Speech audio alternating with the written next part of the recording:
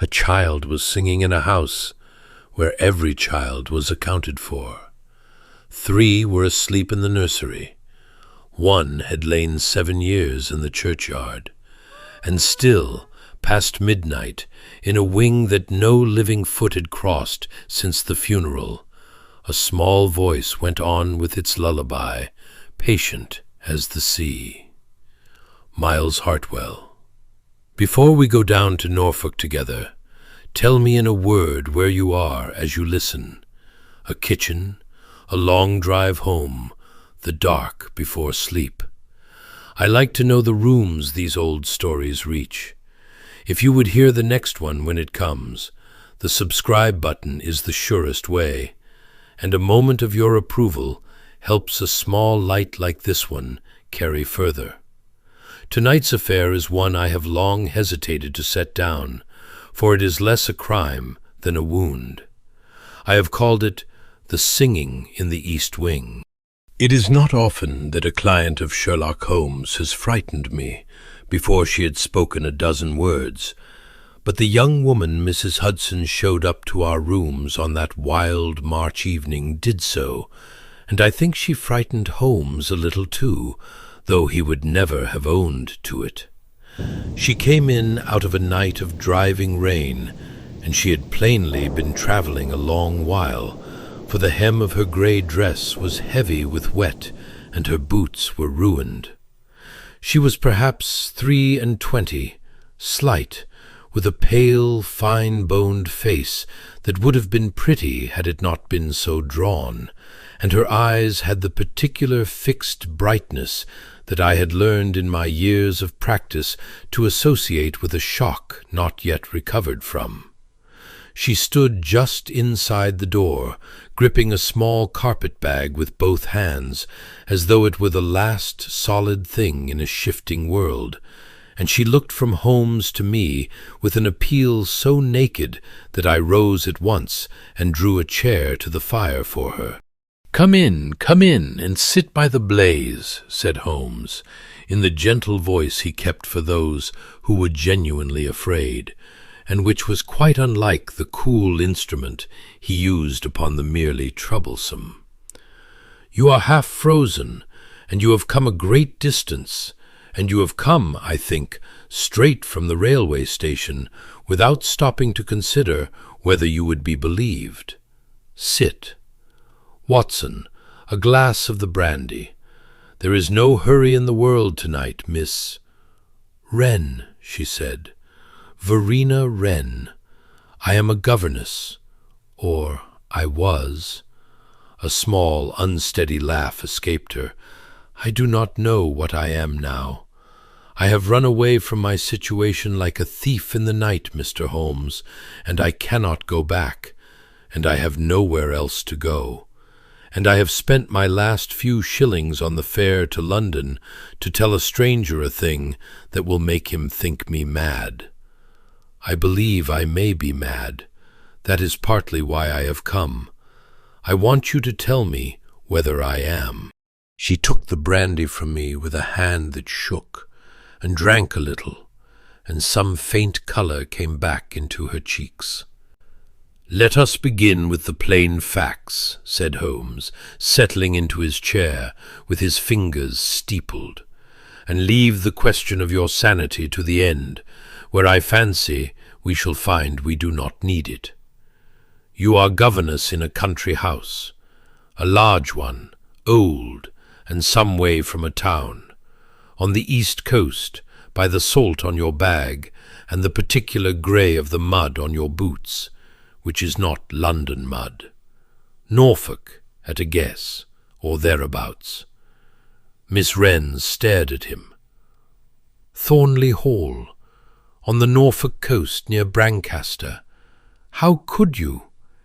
"It is my business to know a little of mud, and of the woman who brings it to my door. You have been there some weeks, not longer, for your distress is fresh, and you speak of the place as one still strange to you. You are the sole governess to more than one child. I see it in the wear at the elbow of your right sleeve, the mark of one who is forever leaning across a table to guide 2 or 3 small hands at once, not the single even wear of one pupil. And something has happened there, in the last 3 or 4 nights, that has driven a sensible young woman to abandon her post and her wages and flee to London. He considered her a moment longer. You did not give notice. You went in the dark, on foot, without waiting for the morning or the trap that might have carried you to the station in comfort. Whatever drove you out could not be borne 1 hour longer, nor confided to a single soul under that roof. You trusted no one there enough to say farewell. The young woman's lips parted. I told no one. I could not. There was no one I dared. She stopped and pressed her handkerchief to her mouth. There is a woman there, the housekeeper, who I am sure would have stopped me, or worse. I felt I must get away before the house woke, or I should never get away at all. You will think that a wild fancy in a grown woman. I make it a rule to think nothing wild until I have heard the whole of it, said Holmes, and there was something in the steadiness of his voice that visibly calmed her. Watching her, I formed my own small diagnosis, as a medical man will. Here was no hysteric and no weak vessel, but a healthy, sensible young woman, pushed by something real to the very edge of her strength, and holding there by main force of will. Whatever she had met at Thornley, it had been strong enough to do that to a strong nature, and I confess the thought disquieted me. Now, Miss Wren, tell me what you heard. The young woman went very still, and I saw the hand holding the glass tighten until the knuckles stood white. How do you know it was something I heard, and not something I saw? Because you have not once, since you came in, described anything to me with your eyes. You have not said, I saw. A person haunted by a sight cannot help but paint it. You have the look of one straining still to catch a sound. It is in the way you hold your head. He said it kindly. What did you hear at Thornley Hall? For a moment she could not speak. Then she set the glass down, folded her hands in her lap with a visible effort at composure, and told us. And I have seldom heard a stranger tale told in a plainer way. I ought to tell you first about the house, she began, for none of it will make sense otherwise, and I have had 4 sleepless nights to think how I should say it.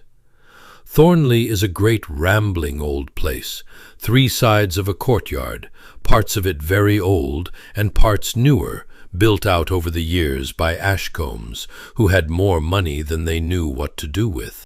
The family is Sir Rowland Ashcombe, a widower, perhaps 60, a courteous, sad, distant sort of gentleman, who spends most of his day among his books and his birds. He is a great watcher of the marsh birds, and I think it is the only thing that gives him any pleasure. There are 3 children in my charge, Master Gregory, who is 11, and the 2 little girls, Alice and Maud, who are 9 and 7. Good children, all of them, though there is a hush over that house that lies on the children too, and they do not laugh as children ought. And then there is the old lady, Sir Rowland's mother, Mrs. Honoria Ashcombe, who must be well past 80. She has her own rooms on the ground floor of the main house, and she keeps to them almost entirely, for she is very frail, half blind, they say, and unable to manage the stairs, and dependent upon her woman for everything. I have seen her only 3 or 4 times, a tiny bent figure in black by the fire, with a rug over her knees, and her eyes filmed over pale. She frightened the children, I think, when they were small, though they are used to her now. She speaks little, but she was kind to me in her way on my first evening. She took my hand in both of hers. Her hands are like little cold birds, and she said, "You will be good to my grandchildren, and you will keep to the west side of the house, and all will be well with you here." "Keep to the west side of the house," Holmes repeated softly. Those were her words? They were. I thought them only an old woman's fancy then. I understand them better now. Miss Wren drew a breath. I ought to say, too, of that first fortnight, that it was not an unhappy one, for all the sadness of the place. The children took to me. I had thought, coming to so grand and mournful a house, that I should be lonely, and I was a little, but there was a great deal to do, and the little girls were affectionate and quick, and I began to be glad I had come. I tell you this so that you will understand I did not go to Thornley nervous or low, imagining terrors. I went happy enough and busy, and I slept well those first nights, as I have always slept. Whatever came to me afterward did not come out of an anxious mind. It came into a settled one and overturned it. There was only the one strangeness before the singing, and it seemed nothing at the time. Twice in that first fortnight, going about the house at odd hours, I had the queerest sense of being, I hardly know how to say it, of the house being fuller than it looked. Once, late, I heard what I took for a door softly closed in a part of the house I had thought unused, and once, early in a still morning, I am almost sure I heard, very far off and faint, a snatch of someone humming, a woman or a child, I could not tell. I thought a maid, and thought no more of it. Only afterward, when I lay listening to that voice beyond the locked door, did those small things come back to me, and take on a color they had not had. She shook her head. But I run ahead. Let me tell it in its order. For there is a part of Thornley that is shut up, Mr. Holmes, the whole of the east wing. It has been locked and empty for 7 years, since before I was ever thought of, and the reason is a sad one. Sir Rowland had a 4th child once, the youngest, a little girl named Iris.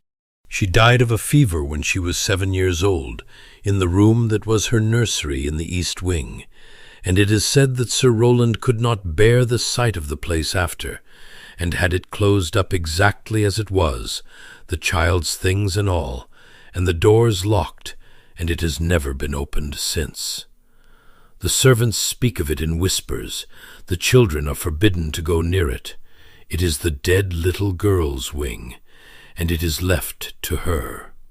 She stopped and pressed her handkerchief to her lips, and when she went on, her voice had dropped so low that we both leaned toward her to hear.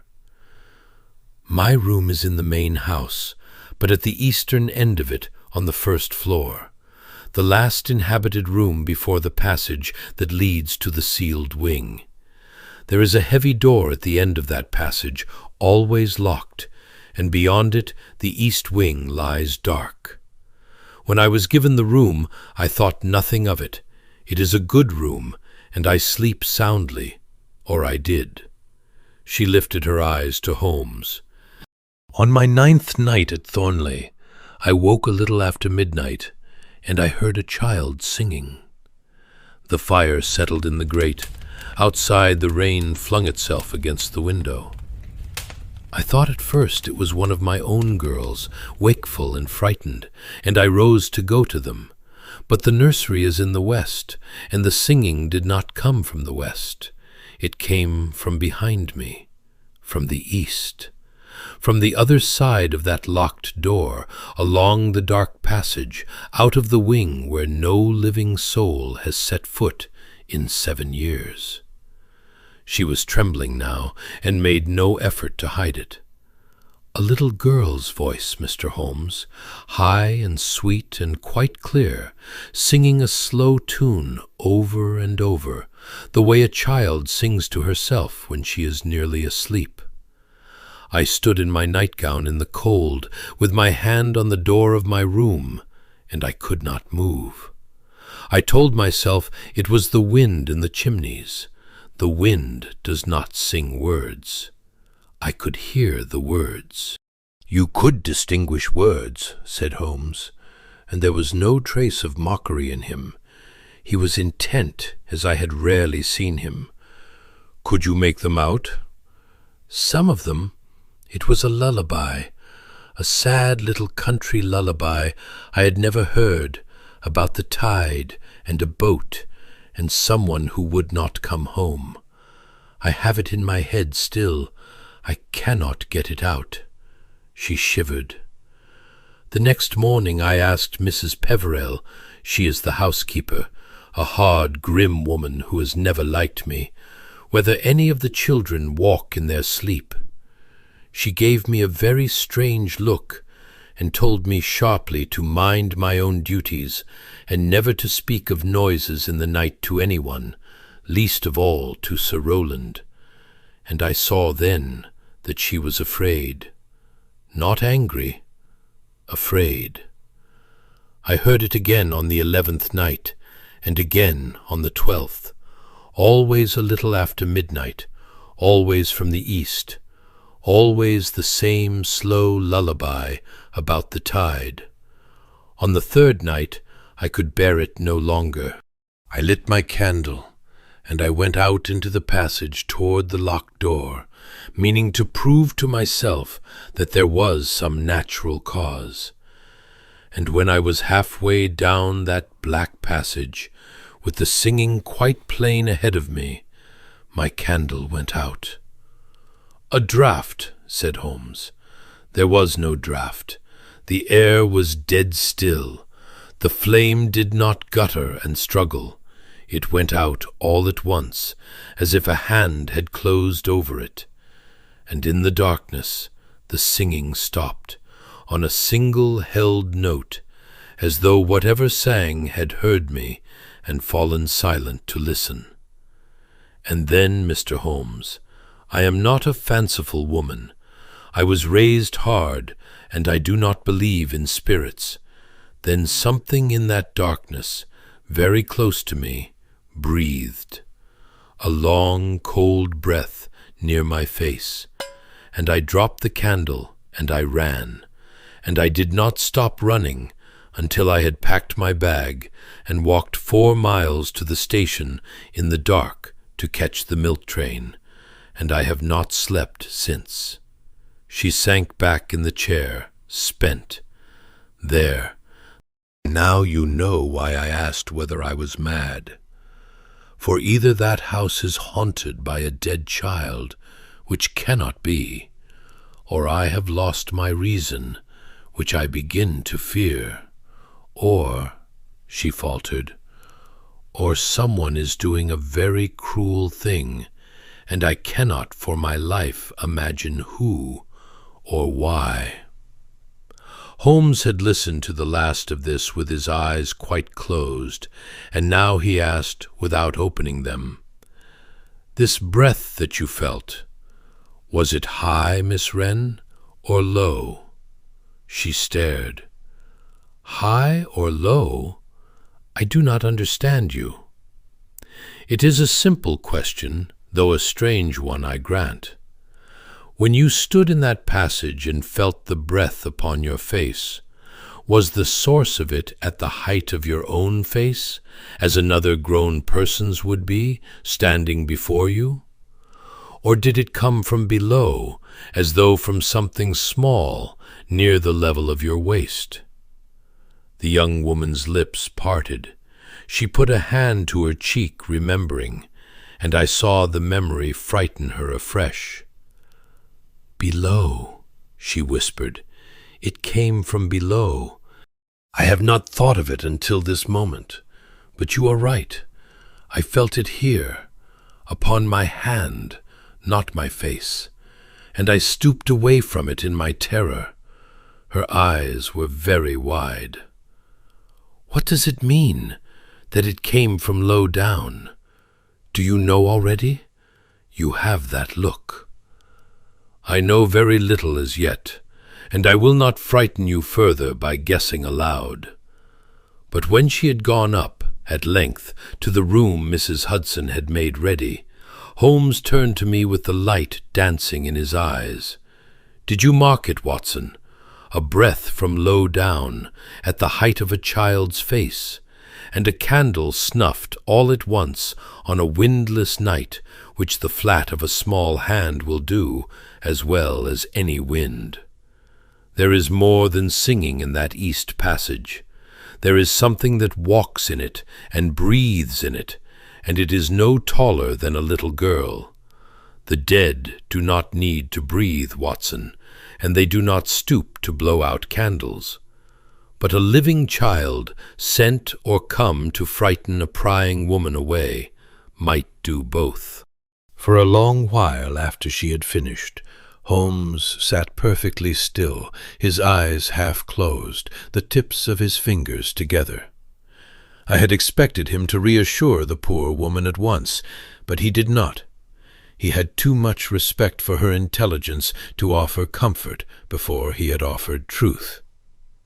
"You have told your story remarkably well," he said at last, "and I will begin by relieving you of one fear at least. You are not mad, Miss Wren.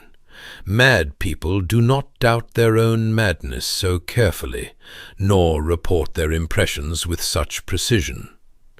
Everything you have described has a cause, and the cause is neither in your mind nor beyond the grave.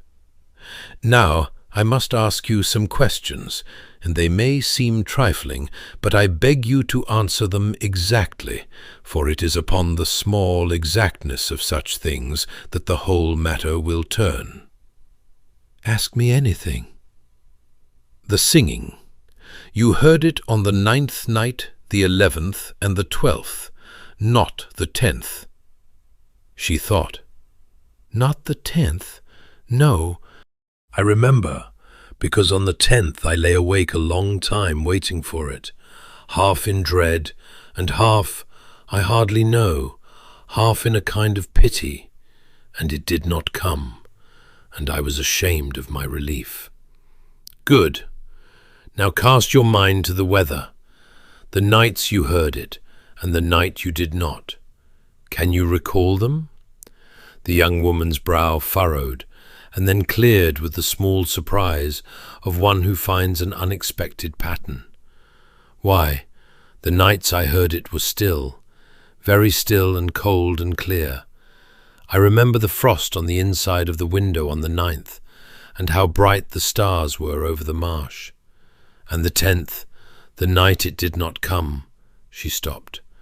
"The 10th was wild. A gale off the sea, the whole house groaning with it. I could not have heard a trumpet in the next room."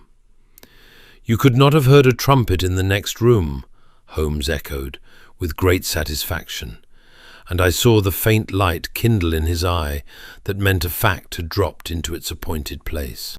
"And yet a ghost, Miss Wren, is not troubled by a gale.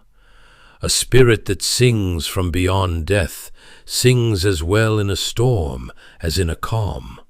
The wind is nothing to it. But a sound that travels only on still nights and is drowned by a high wind is a sound made of air, like your voice and mine. It obeys the weather. It is a thing of this world." He leaned back. "That is our first firm ground. Whatever sings in the east wing of Thornley Hall is subject to the same laws as a kettle or a cat, and can be found and explained by a man willing to look. Now, the tune. You say it is in your head still. I must have it. Can you sing me a little of it, or hum it?" Miss Wren colored. "I have no voice, Mr. Holmes. I do not want your voice. I want the tune, and above all, I want any of the words you can recover. Close your eyes. You are lying in the dark at Thornley. The singing has begun. What do you hear?" She closed her eyes, and after a moment, in a small, wavering, tuneless murmur that was somehow more affecting than any fine singing could have been, she gave us a few bars of a slow air, and with it a fragment of the words, something of a grey tide going out, and a little boat upon it, and a mother telling her child that the boat would come again with the morning, and that she must sleep till then, and not cry after it. Holmes listened with his head bowed and his eyes shut, utterly motionless. When she had done, he did not move for several seconds. "Thank you," he said quietly. "You may open your eyes." He rose and went to the window, and stood looking out into the streaming dark, and when he spoke again, it was half to himself. "A grey tide, and a boat that will come again with the morning. That is no nursery rhyme of the drawing-room, Watson. That is an old thing, a poor thing, a song off the fishing coast, the kind of song a herring girl might have from her own mother and sing over a cradle. It is not the sort of song that a gentleman's daughter, reared in a nursery with a governess and a rocking horse, would ever have been taught." He turned, and his face was grave. "It is a very great deal to build upon a few bars sung tunelessly by a frightened woman. And yet I tell you both that in those few bars there lies the whole answer to this business, if I can but read it aright. Miss Wren, you will not go back to Thornley tonight. You will stay in London, and Mrs. Hudson will find you a bed, and you will sleep, for you are safe here. Tomorrow, Watson, if you can spare your practice for 2 or 3 days, I think we shall take the morning train into Norfolk, and go and hear this ghost for ourselves."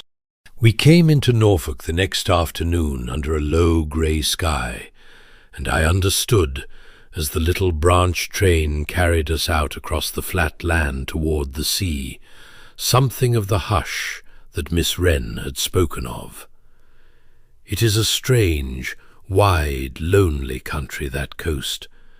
The fields give way to salt marsh, and the marsh to a pale line of dunes, and beyond the dunes the grey North Sea lies muttering, and over the whole of it there is a great silence, broken only by the wind in the reeds and the crying of the shore birds.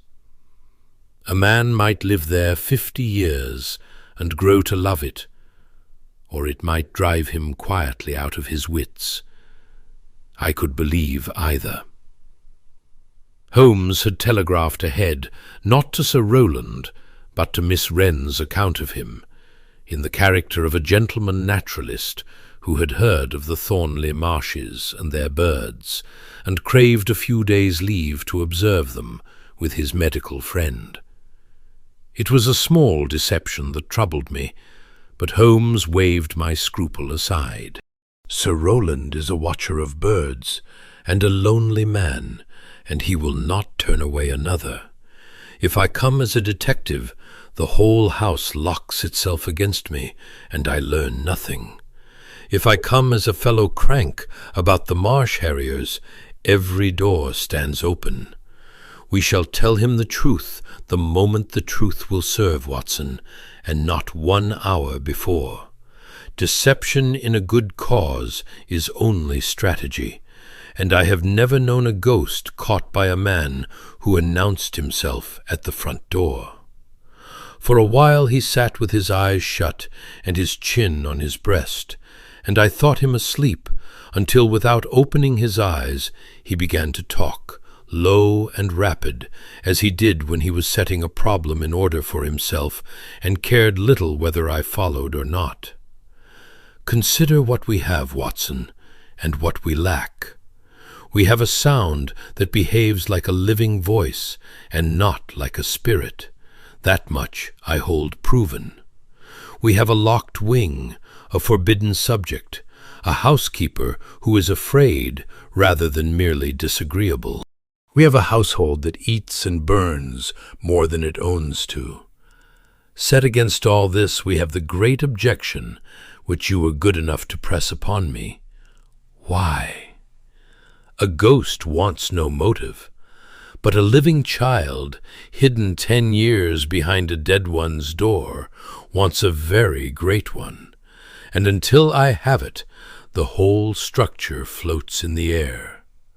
He turned a hand over on his knee. There are only so many reasons a house hides a living person, Watson. Madness that must be kept from the world's cruelty, crime, a fugitive sheltered, or shame, some birth, some tie that the family's pride cannot own and its heart cannot cast out. I incline to the last because of the song. A song off the poorest part of this coast, in the mouth of a child kept in a gentleman's house. There is a crossing of 2 worlds in that, high and low, and where 2 such worlds cross in secret, you will very often find at the root of it a child that ought not, by the world's reckoning, to exist. He opened his eyes and looked out at the flat land sliding by. But I guess, and I dislike guessing, and I shall not build on it. We go to look and to listen, and above all to keep our minds unmade up. The surest way to be blind, Watson, is to travel toward a house already knowing what one will find in it. And with that he fell silent again, and would say no more, and watched the marshes widen toward the sea until the little train brought us in. Thornley Hall, when the trap set us down before it in the failing light, was all that Miss Wren had said, and more. It rose out of its own gardens, grey and irregular, 3 long ranges about a court, with tall Tudor chimneys and later wings grafted on, and ivy dark upon the older stone. But it was to the eastern range that my eye went at once, and I did not need to be told which it was. Every window along that wing was dark and blind, curtained or shuttered from within, and there was upon that whole side of the house a settled lightlessness, a look of having been shut against the day, that the failing dusk made almost dreadful. The rest of the house showed a lamp here and there, a thread of smoke, the small signs of life. The east wing showed nothing. It sat beside the living house like a sealed tomb built onto a dwelling, and I confess a chill went through me that had nothing to do with the sea wind. Sir Rowland received us with the grave, gentle courtesy Miss Wren had described. He was a tall, stooped man, with a fine, ruined face and sorrowful eyes, and he warmed a little, as Holmes had foreseen, at the talk of birds, and pressed us to stay as long as we liked, and gave us adjoining rooms in the west range, far from the sealed wing, with a good fire and a view over the marsh. He was, I thought, a genuinely kind and genuinely broken man, and I liked him, and I was sorry we had come to him in a lie. He showed us something of the house himself before dinner, moving through its cold panelled corridors with a candle, for the lamps were not lit in the unused parts, and I have never been in a dwelling that felt so much like a body from which half the life had gone. Room after room stood shrouded and shut. Our footsteps rang on bare boards where carpets had been taken up. Portraits of dead Ashcombs looked down out of the dark, with the flat, painted patience of the long-forgotten. He spoke, as we went, of his birds, of the harriers that quartered the marsh at dusk, and the geese that came in their thousands off the sea in winter, and there was real warmth in him when he spoke of them, so that I understood they were the one door he had left open onto the living world. Once, as we passed the foot of a stair at the junction of the main range and the sealed east wing, I thought I caught something, the very faintest thread of warmth on the cold air, a breath of wood smoke, and beneath it something homelier still, the smell of bread. It was gone in an instant, and Sir Rowland, absorbed in his talk, did not seem to mark it, and I told myself I had imagined it. But Holmes, I noticed, had checked for the smallest fraction of a step, and his nostrils had widened, and he said nothing at all, and we passed on.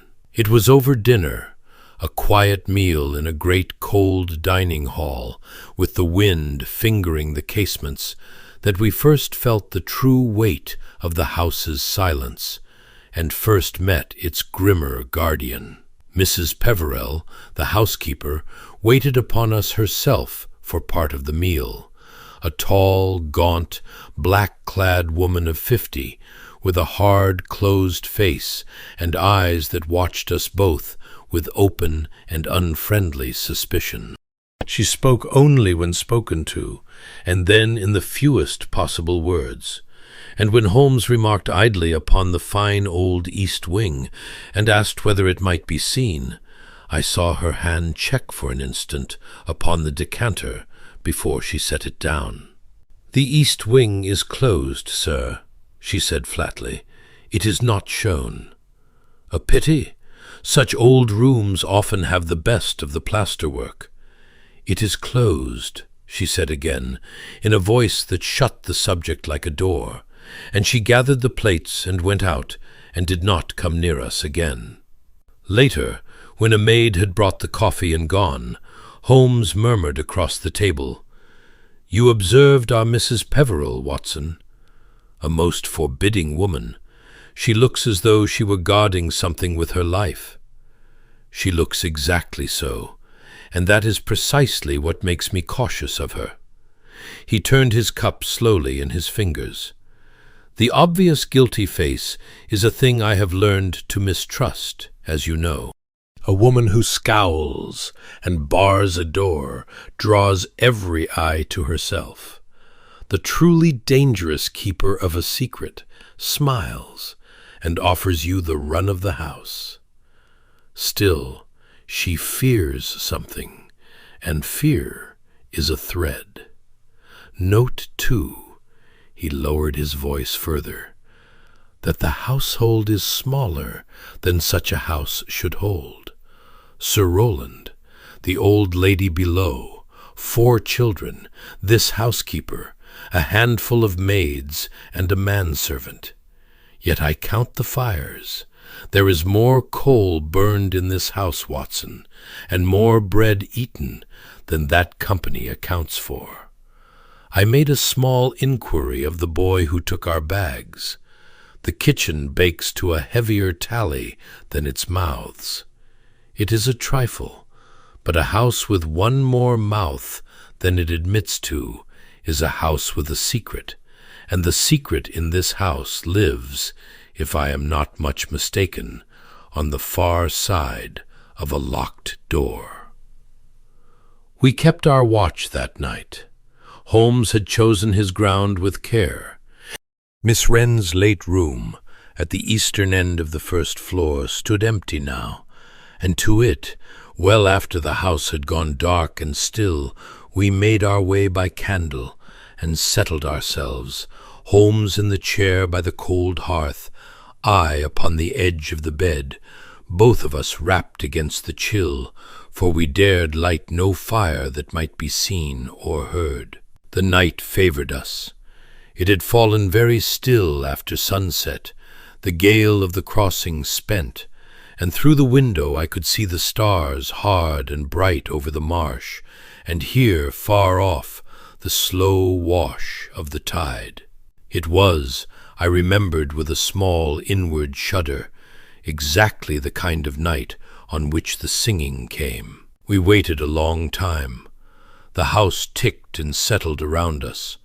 Somewhere a clock told the quarters, and between the quarters the silence came down so complete that I could hear the small sounds of my own body, the beat of the blood in my ears, the creak of the bed when I shifted my weight. Once an owl called out on the marsh, a long wavering cry, and I started as though a hand had been laid on me. The cold crept up through the boards and into my boots. I thought of Miss Wren, lying here night after night, a young woman alone at the dark end of a great, strange house, straining her ears against that same silence. And I began to understand how such a place could work upon the nerves of even a sensible person, until the reason itself gave way. I had begun, in the way of a tired man in a warm coat, to drift towards sleep despite myself, my chin sinking to my chest, when Holmes's cold hand closed hard upon my wrist, and I came awake with my heart in my throat, and heard it. I shall not soon forget it. Out of the black silence beyond the locked passage door, faint but perfectly clear on the still air, came the voice of a child, singing. It was as Miss Wren had said, and worse for the hearing of it, for there is something in a child's voice heard alone in the dark that goes straight past the reason to some older and more frightened part of the mind. High, sweet, a little uncertain, it sang the slow lullaby of the grey tide, and the boat that would come with the morning, over and over, private and unhurried, as a child sings who believes herself quite alone. My skin crept. Every tale of the churchyard I had ever scorned rose up in me at once, and it was all I could do to sit still and silent in the dark, and remember that I was a grown man and a rational one. I found that my hand had gone, without my willing it, to the pocket where my revolver lay, and I took it away again with a private shame, for what use is a pistol against a song? Holmes did not move a muscle. He sat with his head tilted, his whole being poured into his ears, and in the faint starlight from the window I could see his eyes open and fixed and calculating. He let it sing on. He let it sing far longer than my nerve would have chosen, following it, mapping it, and only when the little voice at last faltered and trailed away into silence, and the ordinary night closed over the place where it had been, did he stir. For a moment neither of us spoke. The dark seemed very large and very quiet now the voice had gone out of it. "You heard it too," I whispered at last, foolishly, needing to say it. "Words and all. I did not dream it." "You did not dream it. No more did Miss Wren." His voice came low and even out of the blackness beside me, and there was in it none of the triumph I might have looked for at the confirming of his theory. Something graver, rather, that I did not then understand. "There is a living child not 40 feet from where you sit, Watson, singing herself to sleep, as she has done, I dare say, every still night of her life, with no more notion that she is heard than the birds have. It is the loneliest sound I think I have ever listened to, and I have listened to a good many. Come now, softly, and bring the candle, but do not light it yet." He led me not toward the locked door, as I had expected, but back along the passage and down, by ways he had marked in the daylight, until we stood at last in a small, disused parlor on the ground floor of the main range, its furniture under Holland covers, a room that shared, I now saw, one long wall with the sealed wing beyond. Here Holmes knelt by the great old chimney breast, and, shading a match with his hand, examined the fireplace and the wall about it with the minutest care. He put his ear to the cold flue. He ran his fingers along a seam in the paneling, and when he rose his face wore the particular still satisfaction that I had learned meant the impossible had just become the merely difficult. "Do you know what an old house is, Watson?" he said very softly. "It is a musical instrument. These great chimney stacks are hollow columns of air, and where two flues in an old pile run close, or share abreast, or were linked long ago by some builder's economy and never wholly parted, sound will travel between them as it travels down a speaking tube. A voice raised in a room against one flue may be heard, thin and strange and seeming sourceless, in a room against its neighbor, though a stone wall stand between. Your dead child sings down a chimney, Watson. The east wing and this range were built and rebuilt by the same hands, and somewhere in that shared stack there runs a path of air from an occupied room in the sealed wing to the passage where Miss Wren lay and shook. He dusted the soot from his fingers. The voice is real. The child is real, and she is no nearer the grave than you or I.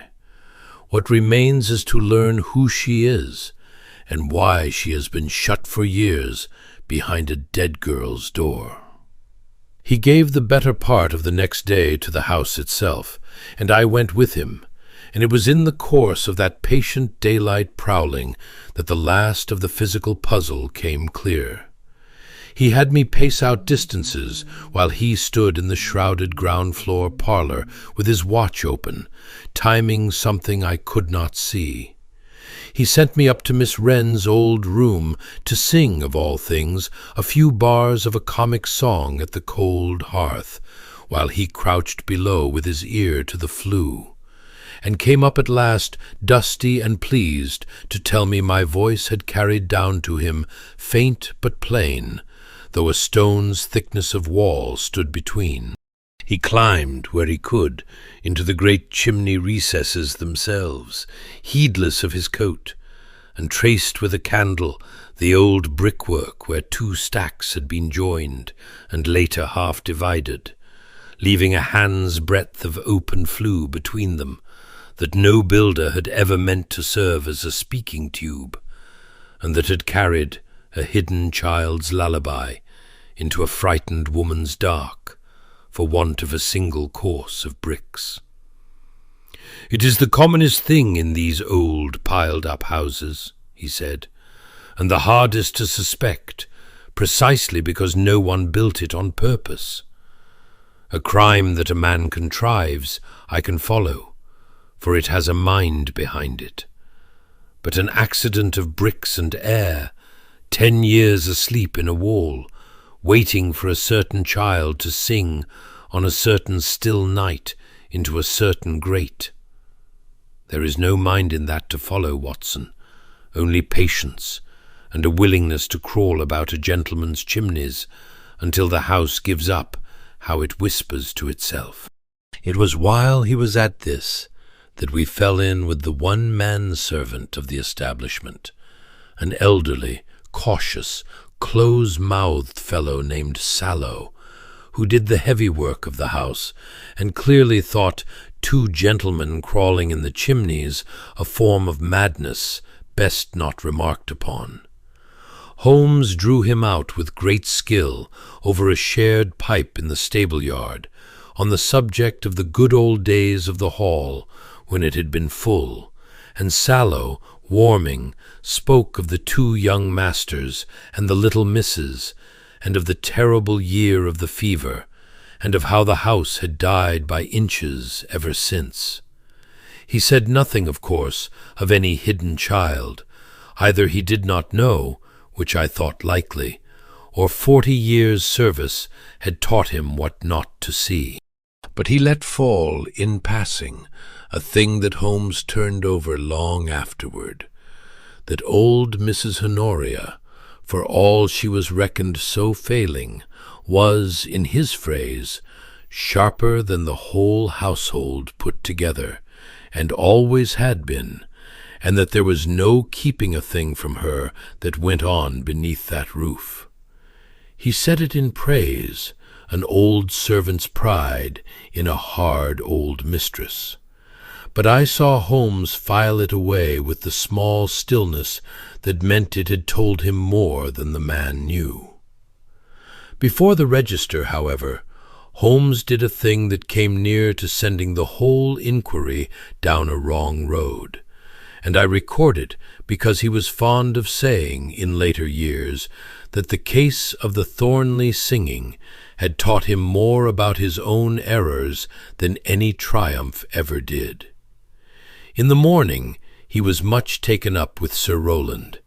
He walked with him for 2 hours upon the marsh, ostensibly after the birds, and came back thoughtful and a little grim, and drew me aside in our room.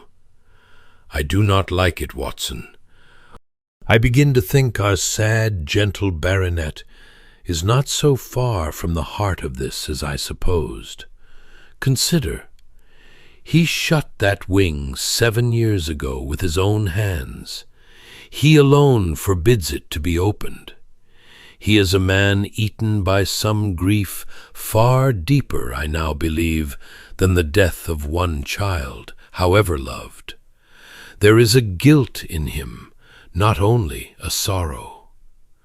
When I spoke, quite carelessly, of the happiness of a full nursery, he flinched as a man flinches from a blow he has been dealt before.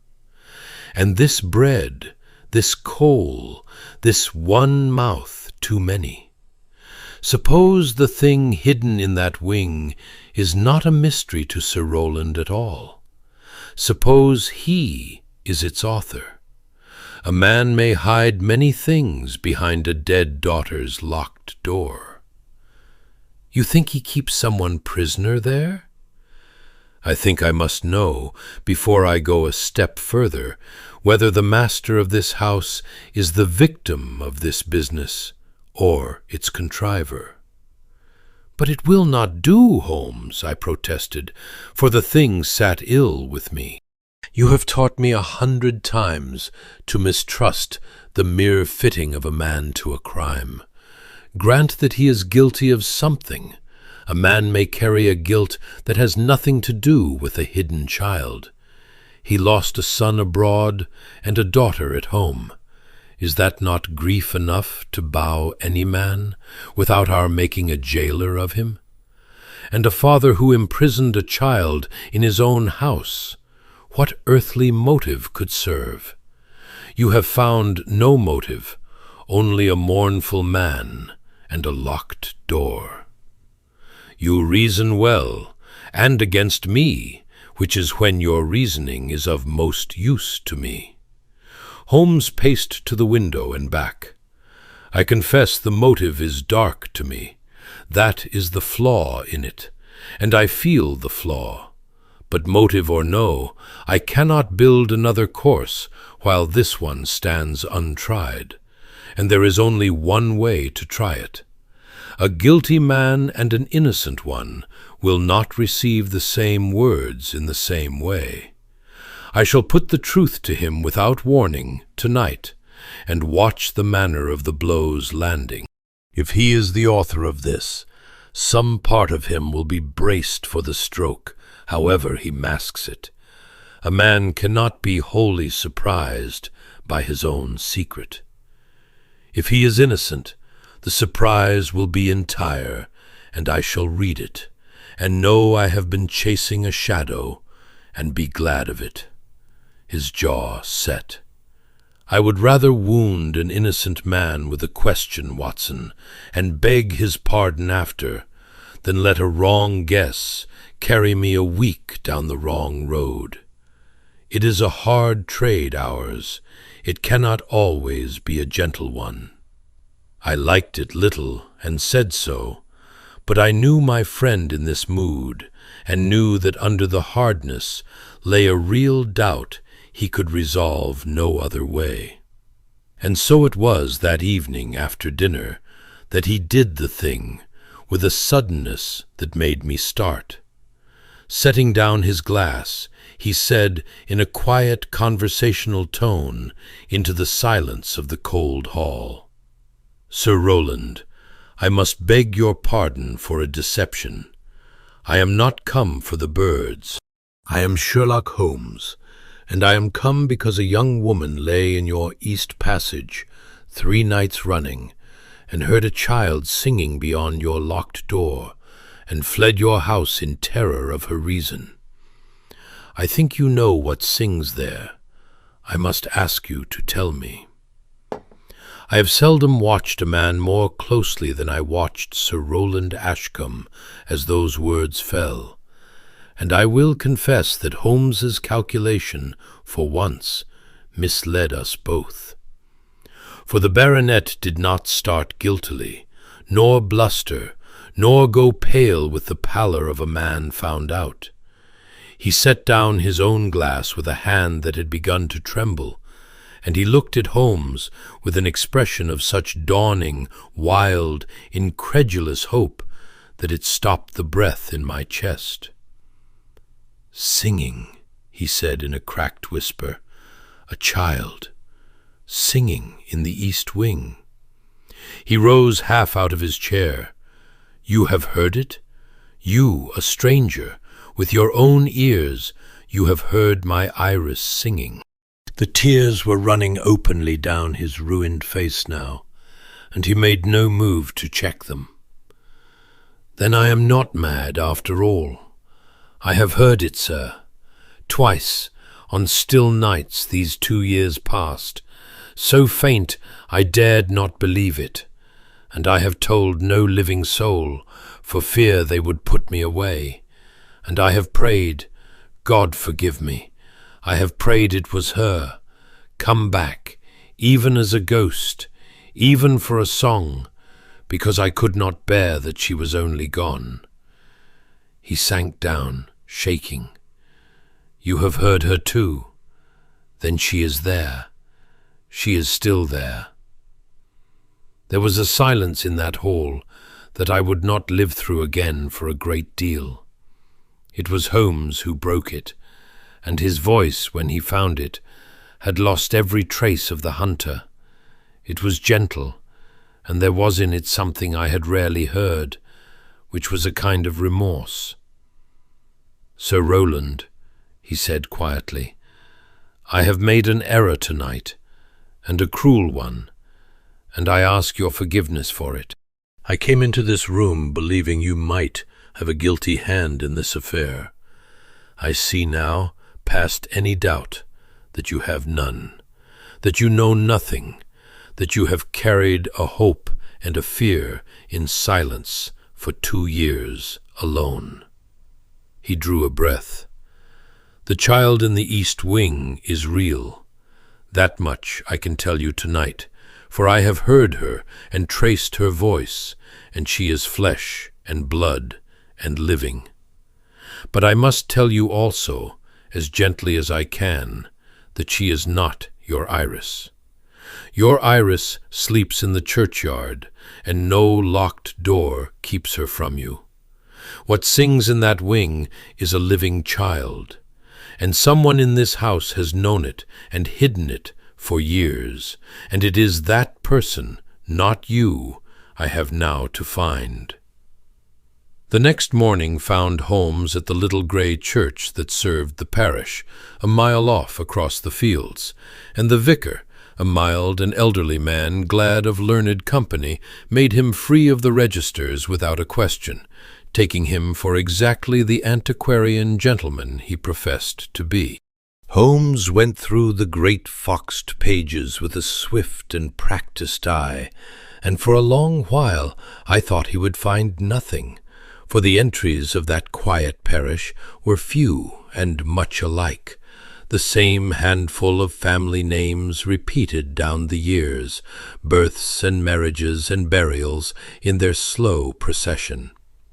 He passed over the burial of Iris Ashcombe, aged 7 years back, with only a moment's grave pause.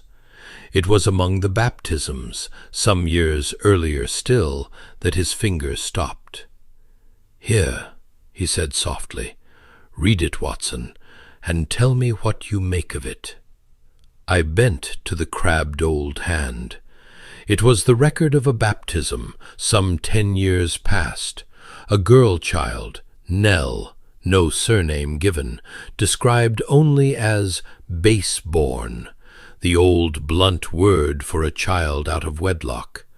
Daughter of one Mary Goss, servant, the father's name left blank.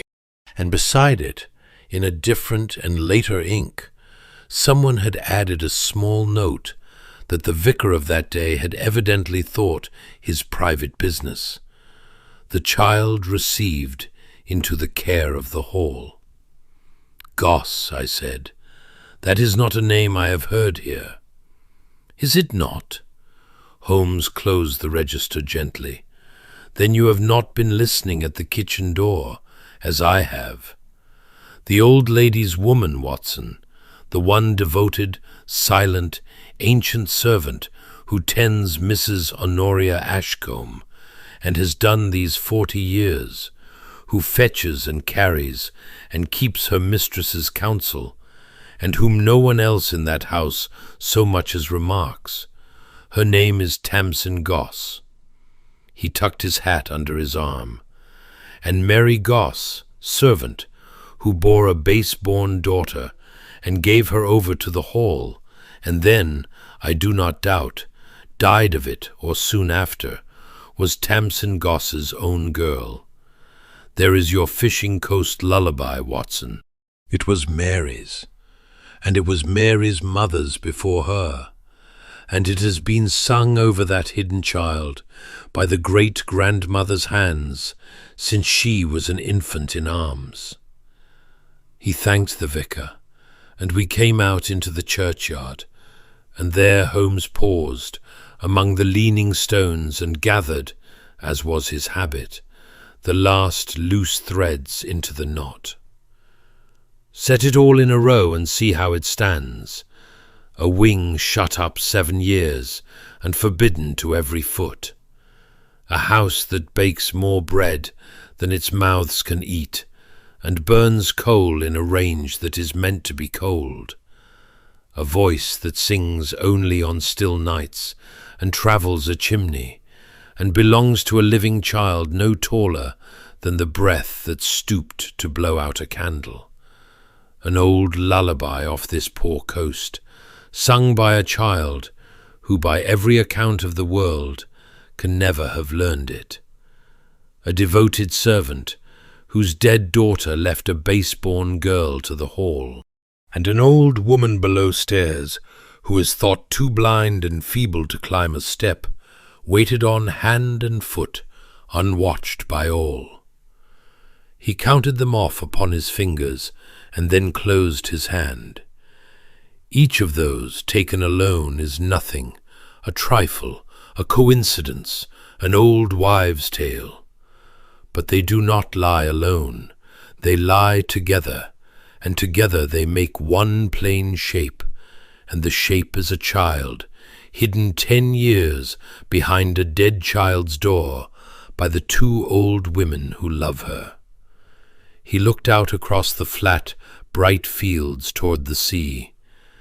It is not a crime, or not the kind the law was made for. It is an old woman's love and an old woman's shame, and 10 years of both walled up behind a locked door. Come, it is time we were honest in that house, and time the east wing was opened. We did not force the door. Holmes would not have it so. There is a child behind it, who has known no world but that wing, he said, as we walked back toward the hall, and 2 old women who love her, and one of them has kept a hard secret 10 years for what she believed was mercy. I will not have it end with constables and a broken lock and a frightened little thing dragged into the daylight, screaming.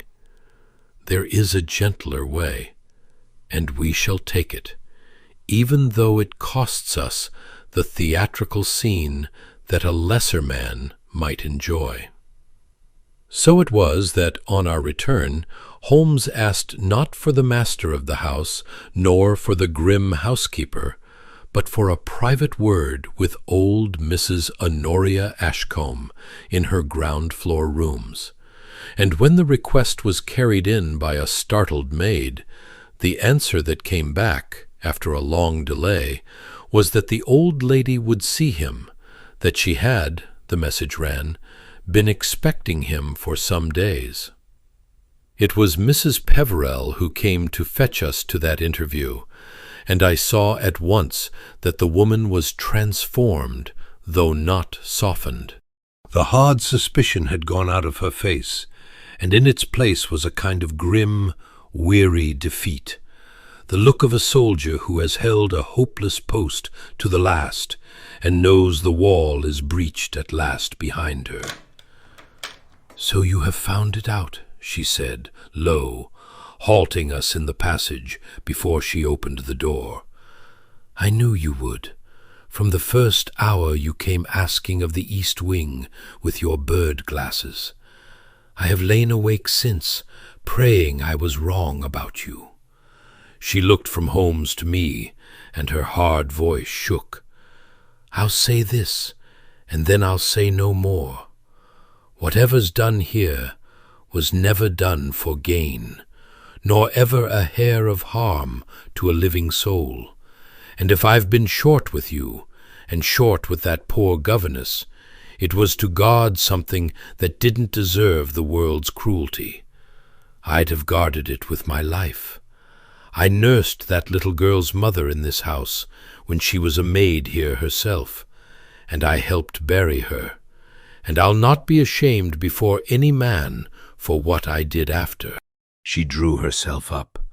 "Judge as you like, but judge her," she nodded at the door. "Gentle. She's carried more than any of us these 10 years, and she's the best woman I ever served." "I have not come to judge anyone, Mrs. Peverell," said Holmes quietly, "and least of all the 2 women who have kept a child alive and loved in the dark. I have come to help you carry it into the light. You may believe that or not as you please, but you will find it true." And something in his face made the hard woman's eyes fill for the first and only time, and she turned quickly and opened the door and stood aside to let us pass, and I understood that our villain, our grim guardian of the barred door, had been from first to last only a loyal servant standing watch over an act of love, and I was ashamed of how readily I had cast her for the darker part. She received us alone, save for the silent presence of Tamsin Goss, who stood behind her mistress's chair like a shadow that had grown old with the body it belonged to, a bent, worn, watchful old servant with a face closed as a fist. The room was warm and dim, close-curtained against the light, and in the great chair by the fire sat the tiny figure in black that Miss Wren had described, a rug across her knees, her hands folded, her filmed pale eyes turned toward us. But she was not, I saw at once, the helpless relic she had been painted. She sat very upright. Her folded hands were still, and when she spoke, Her voice, though thin with age, was clear and level, and entirely in command of itself. "You are the detective," she said. "Peveril told me a bird-watcher had come, but I did not believe it. I have been waiting a long time for someone to come, longer than you would think. Sit, both of you, where I can hear you. My eyes are not what they were, but there is nothing wrong with my wits, whatever my son may suppose." A dry ghost of humor touched her mouth. "It has been convenient, these years, to be thought more feeble than I am. A useless old woman is not watched. A useless old woman may keep a key and climb a stair her family thinks beyond her, and no one asks where she goes. I have played the invalid so long, I have half forgotten how to walk upright before company. But I can climb to that wing yet, sir, in the dark, without a candle. I have done it most nights for 10 years. "I know it, madam," said Holmes gently. "I have come to ask you to tell me the rest, and then to help you, if you will let me. For I do not think you have done a wicked thing. I think you have done a hard thing, alone, for a long time, and I think you are very tired." At that, the old woman's composure trembled, for the first and only time, and the ancient servant behind her put out one knotted hand and rested it upon her mistress's shoulder, and the two old women held quite still a moment, and I looked away, for it was not a thing meant to be watched. Then Honoria Ashcombe told us all of it in her clear old voice, and I set it down here as near as I can to the way she told it. "My grandson," she began, "my son Roland's boy, Edmund, was the light of this house once, wild and warm and thoughtless as the young are, and I loved him better than was wise. There was a girl in the kitchen here, Mary Goss, Tamson's daughter, born in this house, raised in it, a sweet, soft, foolish girl. You will guess the rest, for it is the oldest and commonest story in the world, and none the less bitter for that. Edmund got her with child, and then, as young men do, he was sent abroad before ever he knew it, to the tea trade in Assam, to make his way and forget his folly. He died there of the fever within 2 years, and never came home, and never knew he had a daughter. And Mary—" For the first time she paused. "Mary bore the child in secret in the village, and I helped her to it, and Tamson, and no one else was ever told. My son knew nothing. He was deep in his own griefs by then, for his little Iris was sickening even as the other child was born. Mary did not live long. She was never strong, and the birth went ill, and she faded within the year, and was buried in that same churchyard, and I stood at her grave as though I were only the good lady of the hall come to bury a servant, and inside me my heart was breaking, for I had loved that girl, and she had given me the last living thing that was left of my Edmund." She lifted her folded hands a little and let them fall. "So there was the infant, Nell. Base born, they wrote in the book, a servant's bastard, got by a dead young gentleman on a dead young maid. And I sat in this room with her in my arms, and I thought of what the world would make of her. The workhouse, if she were lucky, charity and contempt, and the whispering that follows such a child all her days, and never a soul to tell her that she came of love, however wrong. My son could not be told. He was half mad already with the loss of Iris, and to lay this upon him would have broken him past mending, and shamed the name he cared for more than his own life. and I was old even then, and had not the years to raise her openly, nor the power to make the world kind to her. Her voice did not waver, but her eyes, blind as they were, seemed to look far back. And then Iris died, sir, my little granddaughter, 7 years old, in the nursery in the east wing, and my son, in his grief, locked that wing up whole and threw away the key, all the keys but one, for there was one he never knew I kept. And there, God forgive me or not as he sees fit, I saw my way. A wing shut up and forbidden, a dead child to keep it holy, so that no one would ever go in, and a living child who had nowhere in the world to be. She drew a slow breath. I took Nell into the east wing, into rooms far from the sealed nursery, good rooms with a fire and a window on the sea, and Tamsin and I have raised her there, between us, these 10 years. She wants for nothing that we can carry to her in our arms up a dark stair.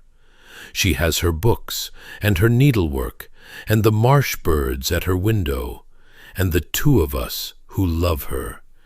And she has never known she is hidden, for to her the wing is simply her home, and the great world beyond it, a place she is not yet old enough to go. We told her the other side of the house was her grandfather's, and that he was ill and must not be disturbed. She is a good child. She is happy, sir, or she was, until she began to sing, said Holmes softly. Until she began to sing. The old woman bowed her head, and for a while she did not go on, and when she did, her voice had gone very low, so that we leaned to catch it. You cannot know what those years have been. I will not call them a burden, for she has been the joy of my old age, and I would not give back 1 hour of them. But they have been done in the dark, sir, always in the dark. Tamsin and I, 2 old women, carrying up coal and bread and milk by a back stair when the house slept, so that no maid should wonder, washing her linen in secret and drying it at our own fires, teaching her her letters ourselves, and her sums, and her needle, for we dared bring no governess to her. I have watched you teach my other grandchildren, and envied the plainness of it, that you might do openly what I have stolen 10 years to do in whispers. Sitting with her through her small fevers, with my heart in my mouth, not daring to call the doctor, mixing what poor physic Tamsin's country wisdom knew. Hearing her ask, as she grew, why she might not go down to the sea she watches from her window, why the other side of the house was forbidden, why she had no playfellows but 2 old women, and lying to her, sir, lying to that trusting face, year upon year, because the truth was a thing I had buried too deep to dig up again. She pressed her folded hands hard together. It aged me 40 years in 10, but she does not know that. To her it has been only home, and love, and safety, and the 2 of us. That is the one thing I have to set against all the rest. Whatever I have done wrong, she has been loved. No child in England has been more loved. And now she is nearly of an age with what Iris was, and she has always had Mary's songs from us, and her grandmother's before Mary, the coast songs, the tide songs. Of late she has taken to singing herself to sleep, as her mother did, poor Mary, in that same house. And I am old, and my hearing is dull, and I never knew, I never dreamed that her little voice went down the old chimney like water down a drain, and came out in the passage where that poor governess lay. She lifted her face toward Holmes. I heard the girl was frightened. Peveril told me. And I did a wicked thing then, sir, a truly wicked thing, and it is the one part of all this that I am ashamed of. I could not have her searching, so I let the old tales do my work.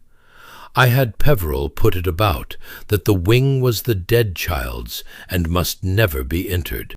And one night, when I heard the governess in the passage, I climbed to Nell's room, and I woke the child, and I sent her to the head of the back stair, and bid her sing, and then myself, in the dark below, I reached out and pinched out the young woman's candle, and breathed cold upon her hand to send her running. God forgive me. I used the child herself to work the fright, and never told her why, only made a game of it, a hiding game in the dark.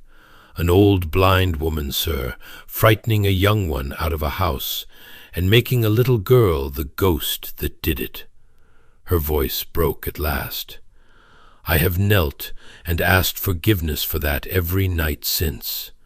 But I was desperate. I have been desperate for 10 years, only I had grown so used to it, I had forgotten it was fear I lived in. I thought if I could only frighten her away, we might go on as we were, Nell and Tamsin and I, in the dark a little longer. Her hands closed.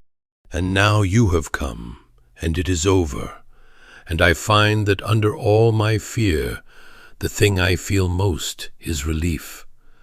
I am too old to carry it further. I have lain awake wondering what would become of that child when I died in the night, and left her walled up with none but Tamsin, who is older than I.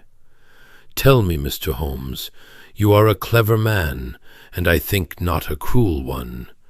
Tell me what is to become of my Nell. Holmes did not answer her at once.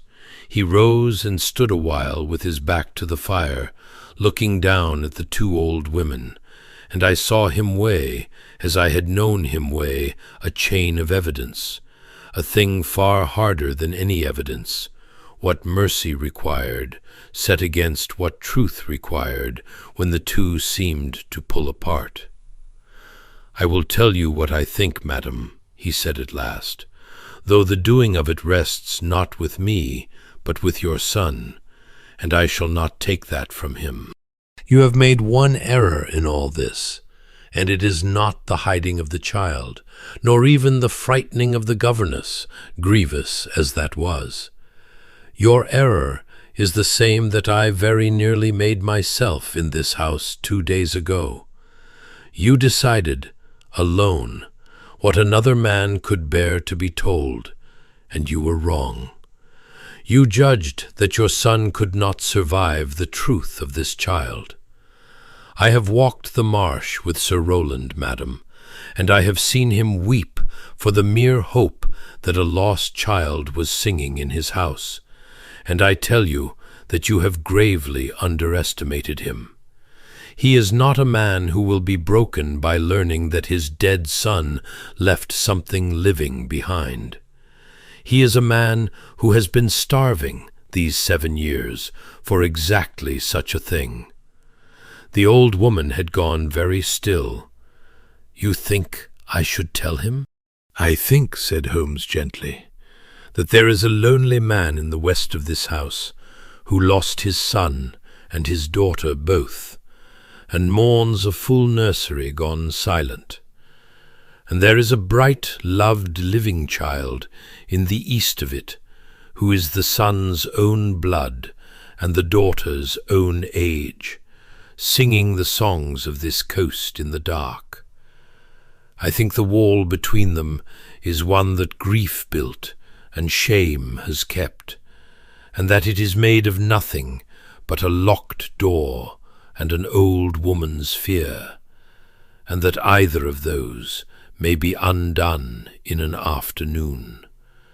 Iris cannot be given back to him, madam, but Edmund's daughter can, and she is under his own roof, and she needs a father's house, and he needs, forgive me, he needs a child to raise, far more than he needs to go on tending a shrine." He paused. "You feared to shame the name, but there is no shame now to any that matters. Edmund is dead. Mary is dead. The world has forgotten there was ever a girl in the kitchen. What remains is a little girl who came of love, as you said yourself, and who need never be told otherwise. Let her be a ward of the house, a distant cousin's orphan taken in. The tale tells itself, and no one living will contradict it. Bring her down out of the dark, Mrs. Ashcombe. You have carried her 10 years. It is time to set her down where warmer and younger arms can take her up." For a long moment the old woman said nothing. Then she reached up blindly and found the withered hand of Tamsin Goss upon her shoulder, and held it, and the two of them, mistress and servant, who had kept this thing between them in silence for a decade, wept together at last without a word, and Holmes turned away and busied himself very intently with his gloves, and I found I had to look for a long time out of the curtained window at nothing at all. I will not set down the scene that followed when Sir Rowland was told, for some things are too near the bone to be made into a story, and I was not in truth present for the whole of it. Holmes and I withdrew, and left the father to the grandmother and the truth to do its own work. Only once did I see a part of it by accident passing the door of the old lady's rooms. Sir Rowland, on his knees on the floor beside his mother's chair, his grey head bowed against her small black-clad shoulder, and her little cold bird's hands moving in his hair, as though he were himself a child again, and the two of them saying nothing, only holding fast, while old Tamsin Goss stood at the window with her face turned away and her apron pressed to her mouth. I went by quickly and quietly. A man has no business at such a door. It is enough to say that when we saw Sir Rowland Ashcombe the next morning, he was a changed man, 10 years younger and wet-eyed and unable to keep still, and that the east wing of Thornley Hall stood open to the March sunlight for the first time in 7 years. Its windows flung wide, the sea air pouring through rooms that had been sealed as a tomb. Maids ran to and fro with brushes and pails. A great bonfire of dust sheets and mould burned in the courtyard. And through it all, Sir Rowland went about with the dazed, brimming look of a man to whom something has been given back that he had long ago taught himself not even to want, because the wanting hurt too much. We were shown the child once before we left. Holmes had asked it as a favour, and I think he had his reasons, though he never spoke them. She was a slight, dark, grave little girl of 10, shy of us as any sheltered child would be of strangers, but not afraid. She had her grandmother's straight way of holding herself, and, about the eyes, something that made Sir Rowland's breath catch each time he looked at her, for it was, he said low to Holmes, Edmund to the life. She had been told only that her grandfather was well again at last, and wished to know her, and that she was to live now on the sunny side of the house, and go down at last to the sea she had watched so long from her window. She took it, I was told, with the grave calm of a child who has always trusted the two who loved her, and who saw no reason not to trust the good news as she had trusted all the rest. Only she had asked, gravely, whether grandmother and Tamsin might come to the sunny side too, and had been satisfied by the answer, and had then wished to know at once about the sea. She went to Sir Rowland readily, her small hand lost in his, and looked up at the great bright house that was to be her home now, with a frank and fearless wonder that undid me entirely.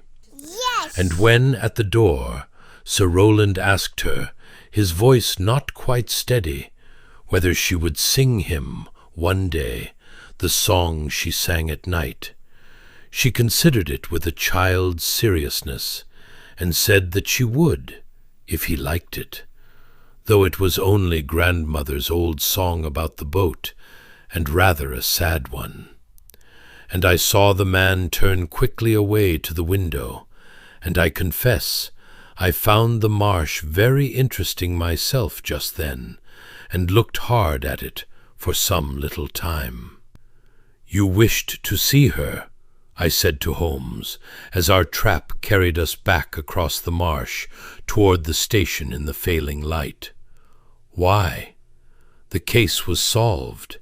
You are not, as a rule, a sentimental man." "I am not," he agreed, "and I will not pretend to you that I looked in upon that child for the pleasure of a happy ending, though I own it did me no harm to see it." He watched the grey water sliding out beyond the reeds. "I looked because I make it my practice, Watson, when a case has cost me an error, to go and stand before the thing I was wrong about, and fix it in my memory. Twice in this affair I mistook my man. I took the frightened housekeeper for a villain, and she was only a loyal woman, keeping a loyal woman's silence. I took the grieving father for a jailer, and he was the one soul in that house most cruelly kept from the truth. And I very nearly took the whole matter for a wicked one, when it was, from first to last, an act of love done clumsily and in fear." He was quiet a moment. "It is a useful humility for a man in my trade to be reminded now and then that the guilty face is not always the guilty one, and that a locked door does not always shut in a crime. Sometimes it shuts in nothing worse than a lullaby." The train bore us back to London through the falling dark, and Holmes said little more, and fell at last into one of his long silences, watching the black country slide by. But as we came at length into the lights and clamour of the city, he stirred, and I heard him murmur, more to himself than to me, a fragment of the tune, "The grey tide, and the boat that would come again with the morning," got, I do not doubt, from that one tuneless singing of a frightened governess in our rooms a lifetime of days before, and I understood that the strangest and saddest of our cases had lodged in him more deeply than he would ever say, and that somewhere behind the cold machinery of that extraordinary mind a small voice went on singing in the dark, and would not quite be still. I have set the case down at last, after long hesitation, because it seems to me now that it deserves to be remembered, though there was no crime in it that any court could name, and no villain in it at all. We had gone to Norfolk to lay a ghost, and we had found instead only love, gone into hiding out of fear and shame, and shut up so long in the dark that it had begun, without meaning to frighten the living. And I think of it still, on still nights, when the wind is down and the house is quiet, that for 10 years a child sang herself to sleep behind a locked door in a great cold house, believing herself quite alone and quite safe, while the whole world on the other side of the wall took her small voice for the return of the dead. There are sadder stories, and there are stranger. But I do not know that I have ever known one that turned so wholly, in the end, upon the difference between what we fear in the dark and what is really there. It is most often, I have come to believe, something far more human than a ghost.